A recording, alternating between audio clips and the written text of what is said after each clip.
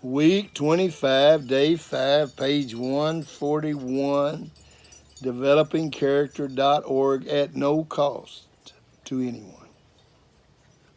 All you got to do is spend the time.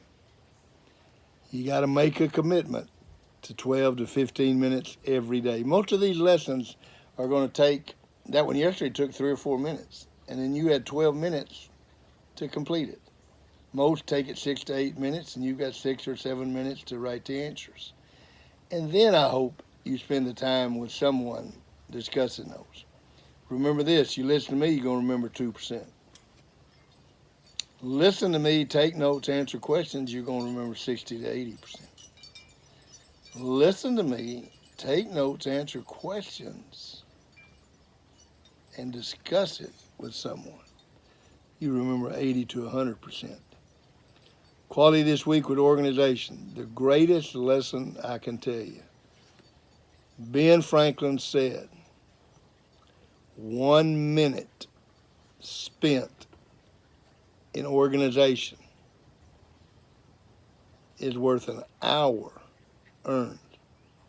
You earn 1 hour every minute you spend organization.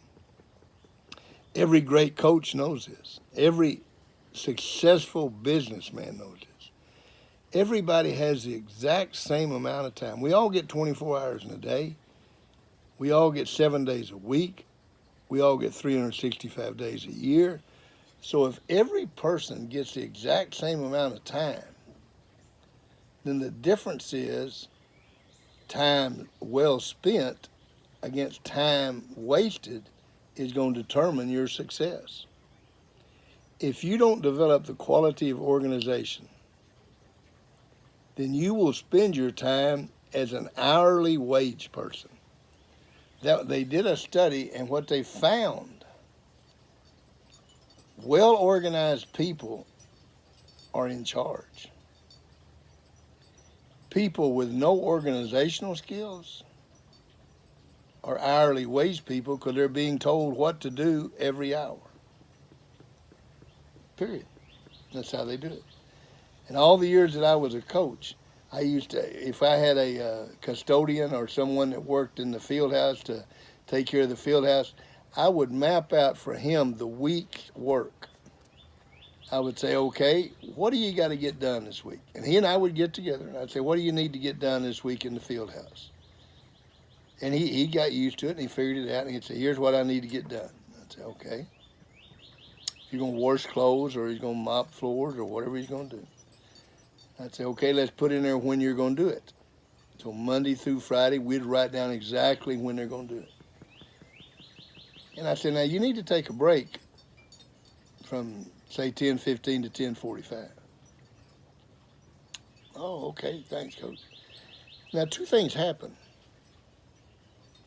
I knew every place he was, and I knew where he should be at all times.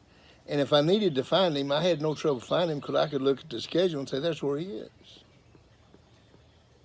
He had no trouble because he knew exactly what he was supposed to do and when he was supposed to do it. And there were times he would come in and say, Coach, I was supposed to spend an hour on that so-and-so, but it took me a lot longer. I ended up spending 2 or 3 hours, so I don't know if I'm going to be able to get this. No problem. I promise you, I had a lot better relationships with my custodial people than probably any coach in America. They knew what they had to do and when they had to do it. Now, what's the difference between that and any employee or any player? The players know what we're going to do, when we're going to do it. Just like that first coach that I went and visited when I was 25 years old, and I watched him explain to those players, here's what we're going to do, here's when we're going to do it, here's why we're going to do it, and here's how we're going to do it. And he never said something as ignorant as, we're going to do this because A&M does this. He didn't have A&M football players. He had the players that he had been dealt. And so he did the drills that were necessary for his kids. It's the same with each one of us. Why are you doing what you're doing, when you're doing, how you're doing it? Organization. Evaluate this week. How organized were you? Did you sit down and write down what you needed to get done and then write down when you're going to get it done? And can you do that every week? I've been married 49 years. I've watched my wife every Sunday for 49 years, even when we were 20 years old. Sit down and write down what she had to get done this week. Write down her list. And we always wanted to get on that list. Me or Sam or Kim wanted to make sure that whatever we needed done that week, that it was on that list. And then she put it in the time. Successful? Very successful. Role model for organization? Her kids are very organized today. I wonder why. Are you a role model for organization if you're a coach or teacher or employee or boss or father or mother? Are you a role model for organization? Well, you can be. All you got to do is write down on one page what you're going to do and the next page write when you're going to do it. Did you do that? If you did, write a plus. If you didn't, write a minus. But write why you didn't do it and what you're going to do differently next week. What did you learn this week from the $35,000 6 objectives, from the 86,400 seconds in a day, from the organization chart? What did you learn? Last, responsibility. Did you do your goals this week? Plus or minus.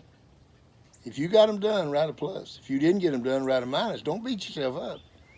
But be honest and say, here's why I didn't get it done, and here's what I'm going to do differently next week. Because we're going to get to a point that we do all of those goals every day, every week. And then we're going to be purpose-driven people. The first quality. And every one of you are going to be role models for purpose-driven quality. It's been a great week. I love spending time with every one of you people. Love to hear from you. coachingtochange.lives@gmail.com, 580-212-7752, developingcharacter.org. Make it a great day.